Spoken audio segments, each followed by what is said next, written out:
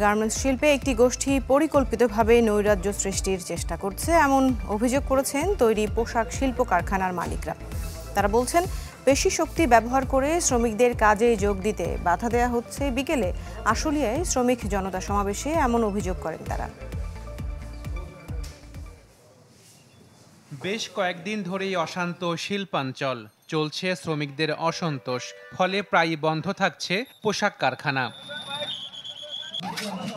এমন পরিস্থিতিতে বুধবার বিকেলে আশুলিয়া নরসিংহপুর এলাকায় অনুষ্ঠিত হয় শ্রমিক জনতা সমাবেশ।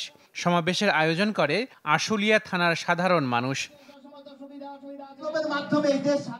অনুষ্ঠানে গার্মেন্টস শিল্প রক্ষায় বন্ধ কারখানাগুলো চালুর দাবি জানান স্থানীয়রা। আপনারা খেয়াল করেন, যাদেরকে আপনি চিনেন না তারা এলাকায় কি করে, অপরিচিত লোককে আপনার এলাকায় প্রশ্ন করেন, আপনার এলাকার নিরাপত্তার দায়িত্ব নেন যে তুমি এখানে কি করো, তুমি কি চাকরি করো না বেড়াইতে আসছো। আপনারা একটু খোঁজ খবর নেন। কিছু দুষ্কৃতিকারী মানুষ আছে যারা দেশটাকে পিছিয়ে ফেলতে চায়, যারা চায় না এদেশে কোনো উন্নয়ন হোক। তারা আপনাদেরকে ক্রমাগত এসএমএস করবে, ক্রমাগত পরামর্শ দিবে। তারা কিন্তু আপনাদের ওই 50 টাকা 100 টাকা 1000 টাকা দিবে, এর বেশি দিবে না। সমাবেশে কথা বলেন বিভিন্ন পোশাক কারখানার মালিকরা।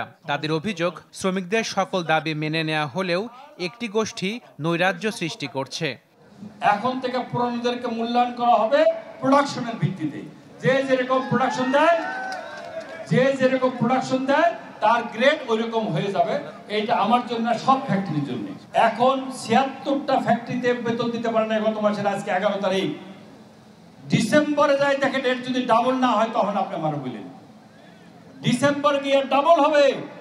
কাজ না থাকলে, বিদেশিরা কাজ না থাকলে আমি মেশিন বসাই দিয়ে আর ওয়ার্কার দিয়ে কি করবো? তারাই আমাদেরকে দিক নির্দেশনা দেয় কিভাবে ফ্যাক্টরি চালাইতে হবে, কিভাবে শ্রমিকের মজুরি দিতে হবে।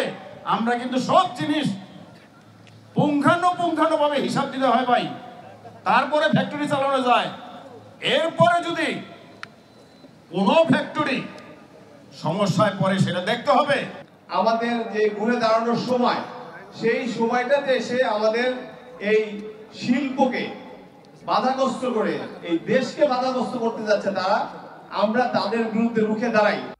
পেশি শক্তি ব্যবহার করে শ্রমিকদের কাজে যেতে বাধা দেয়া হচ্ছে বা কর্মস্থল থেকে বের করে দেয়া হচ্ছে বলেও অভিযোগ করেন তারা। আশাকেন প্রিন্স, ডেস্ক রিপোর্ট, চ্যানেল 24।